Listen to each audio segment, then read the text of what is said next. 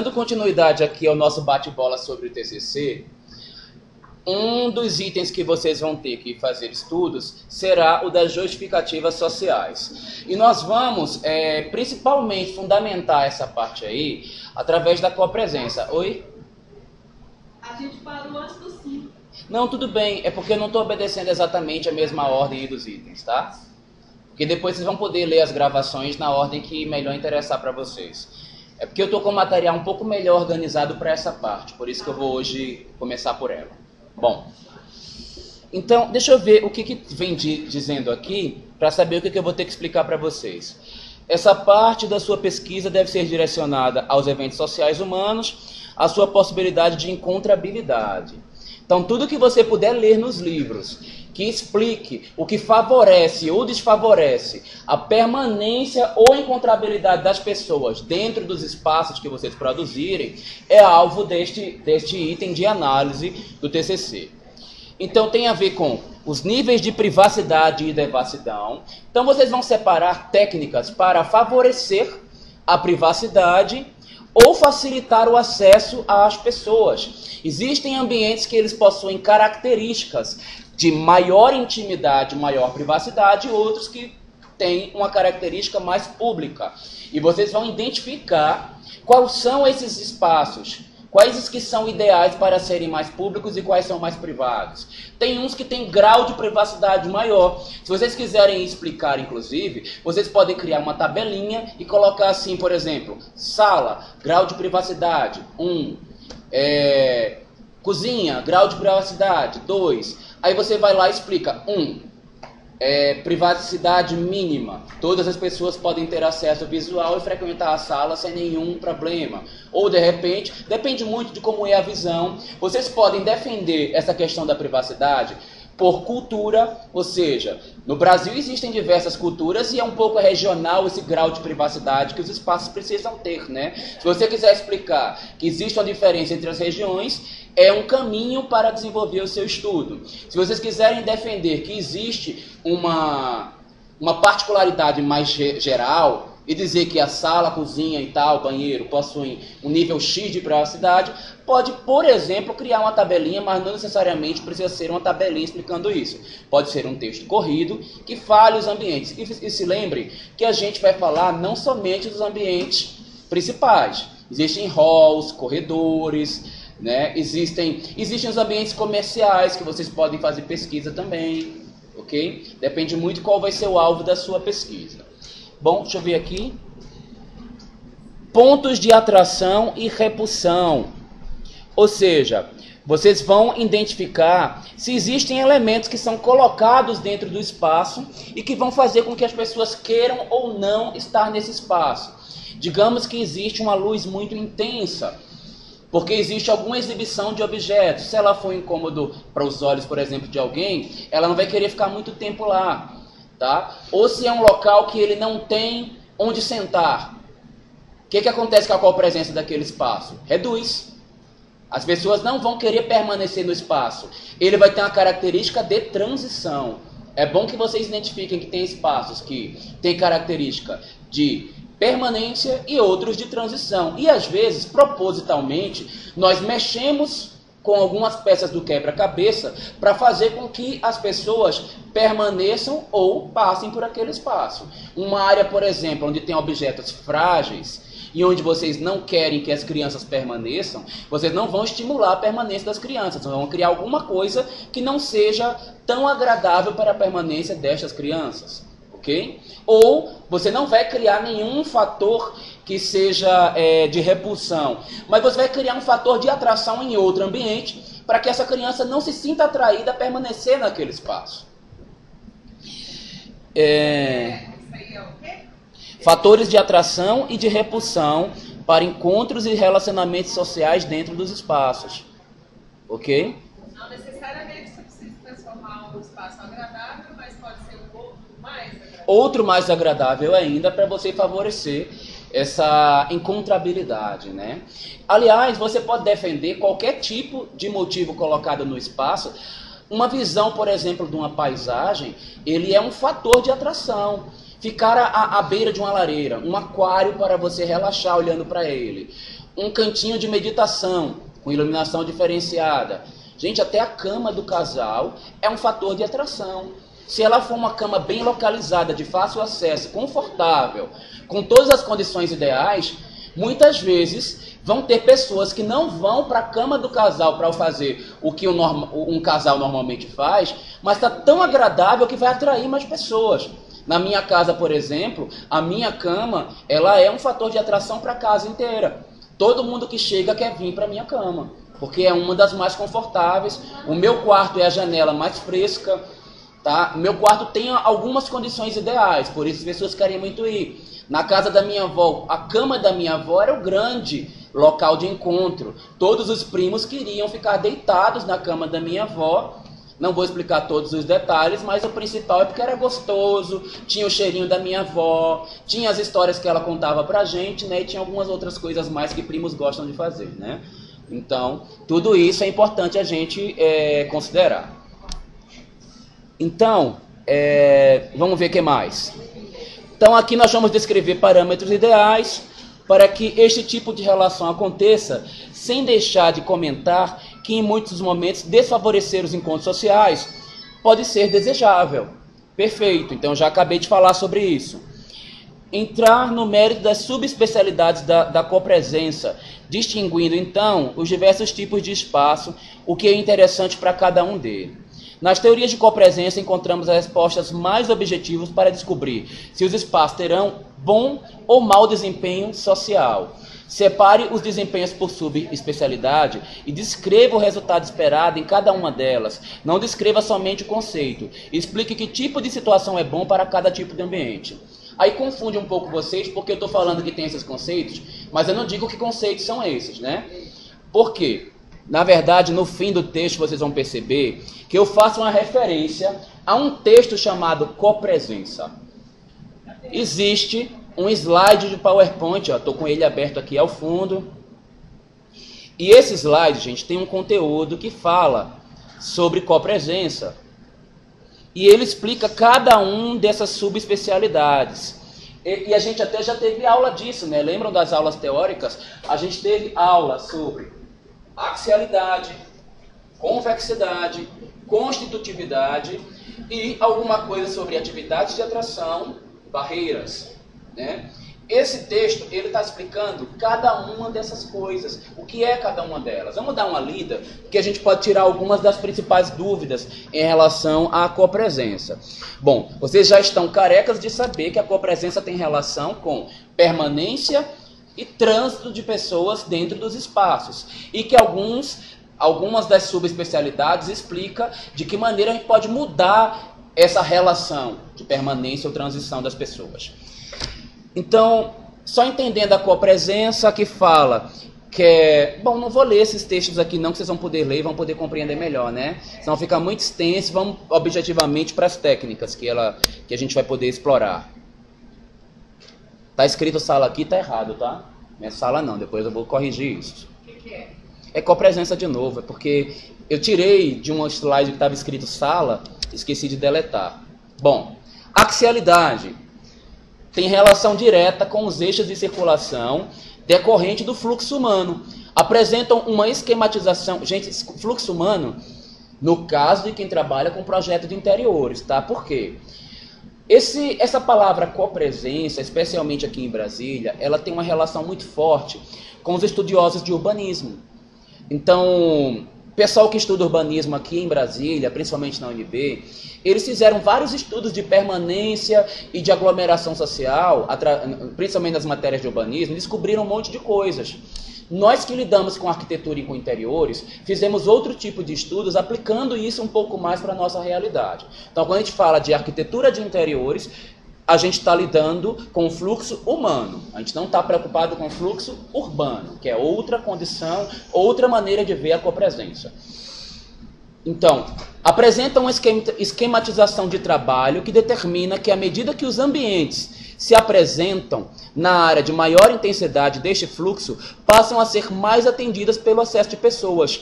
Um ambiente ou atividade que está próxima de um eixo HERD tem a tendência a ser muito povoado. Herd é aquele por onde as pessoas transitam mais, tá? Elas normalmente estão relacionadas com uma via de acesso ou com o ambiente principal de acesso dessa edificação. Tem a tendência a ser muito povoado. Todavia, se esse espaço se encontra no início da trama dos eixos, o espaço será determinado como um espaço de transição. Ou seja, as pessoas tenderão a não querer permanecer neste mesmo. Passarão pelo espaço somente para acessar um outro, o que não quer dizer que outras técnicas próprias das outras subcategorias de análise não possam ser aplicadas para corrigir esta evidência, aumentando assim o índice de permanência de pessoas. Quando o espaço está na extremidade de um eixo de circulação, ou faz parte da trama de circulação de eixos fracos, este mesmo passa a não ter... Opa, tá até interrompido, né? Jesus.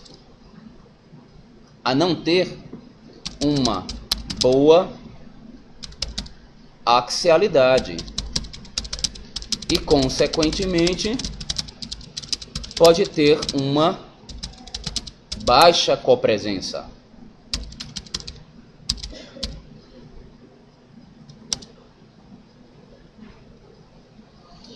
Vocês conseguiram captar essa ideia aí, gente?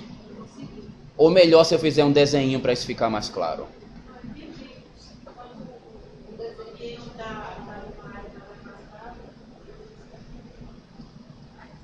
Vamos ver aqui.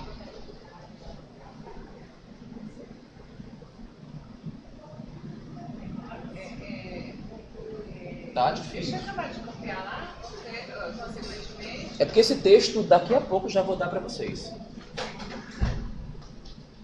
Ótimo, obrigado, Karen.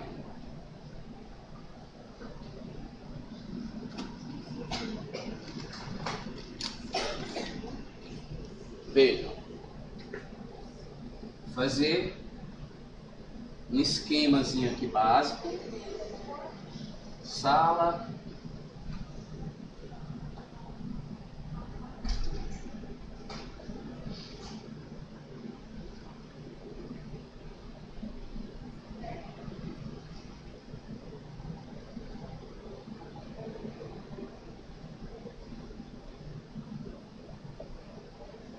Bem simplesinho.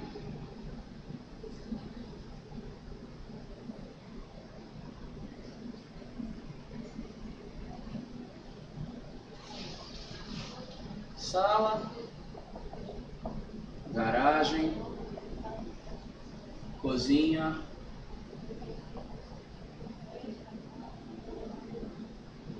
quarto,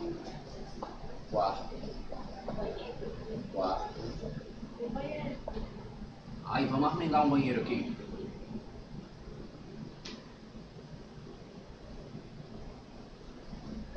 Banheiro, senão o povo aqui morre, né? É. Basicão, né? Basicão. Mas imaginem, segundo o que eu estava explicando agora há pouco, existe um eixo de circulação, tanto interno aos ambientes, quanto tem um que permeia toda a casa. Se por um acaso o acesso principal acontece por aqui, vindo da garagem, ou também vindo por aqui, o ponto onde a copresença é mais forte do ponto de vista axial acontece bem aqui. Se eu estou com um ambiente próximo da onde ele é mais forte, esse ambiente ele tem uma maior tendência a ser um ambiente de transição e não de permanência. Porque aqui circula tanta gente que vai ser incômodo você ficar aqui. Agora notem que a sala vai ter um eixo que vai passar por aqui, ó.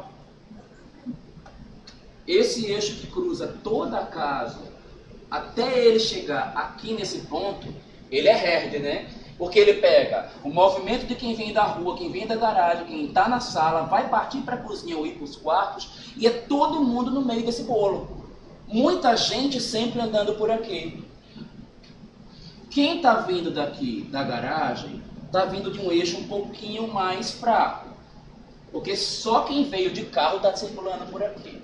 Quem está indo para a cozinha é um eixo ainda bastante forte, mas é um pouquinho menos forte.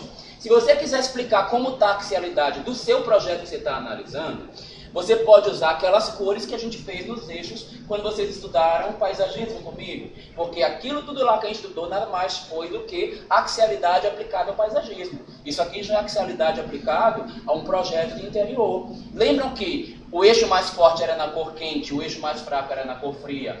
E à medida que ele vai ficando mais fraco, a gente desenha ele com a linha mais fininha e o mais forte com a linha grossa. Vou fazer aqui isso para não perder tempo.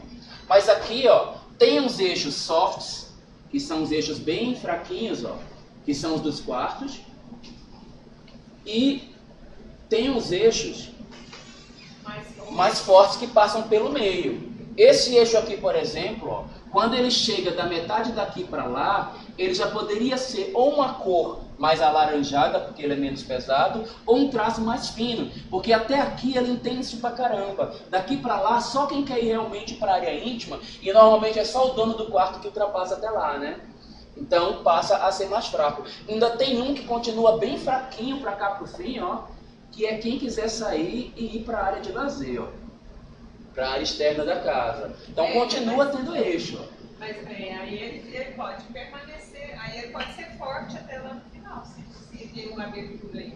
Até pode, depende do hábito das pessoas dessa casa. Aí é o momento que na sua avaliação, você vai pegar a sua casa e descrever se lá o eixo daqui para lá é fraco ou se ele é forte. Vou dar uma dica, tá? Vai dar uma volta. Normalmente, o brasiliense, ele faz com que daqui para lá o eixo seja fraquíssimo, tá? Ele usa daqui para cá uma vez por semana, no fim de semana, quando ele recebe os amigos. Se ele não tem hábito de receber, esse eixo daqui, ele é quase morto. Tá. Assim, o que você acha disso?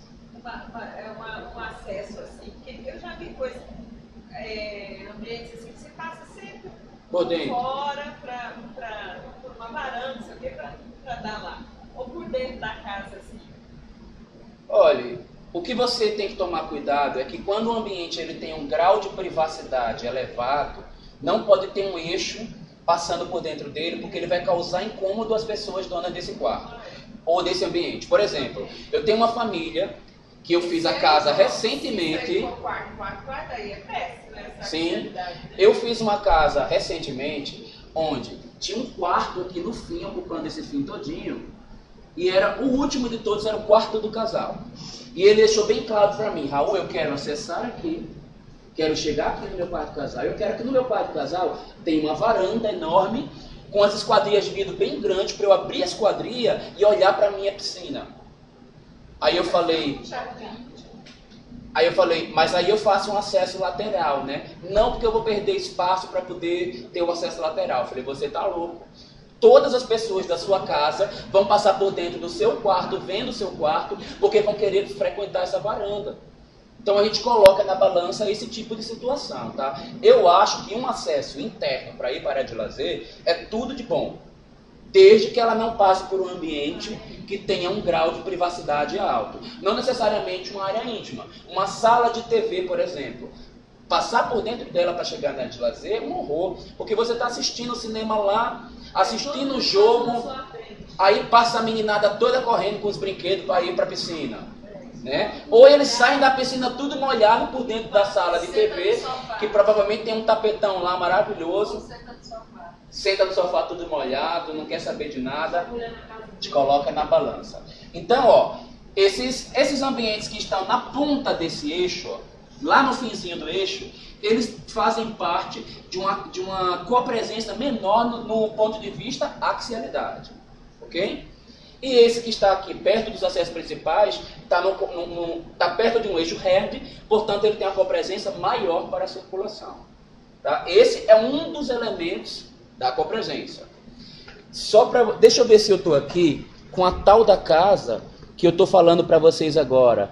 Que se eu não me engano eu estava com essa cliente aqui dentro. E a gente vai poder ver de qual que eu estou falando e a solução que eu dei para resolver o problema desse cliente.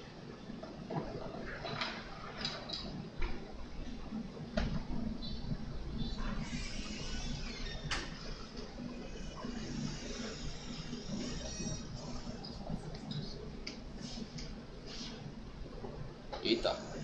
Eita.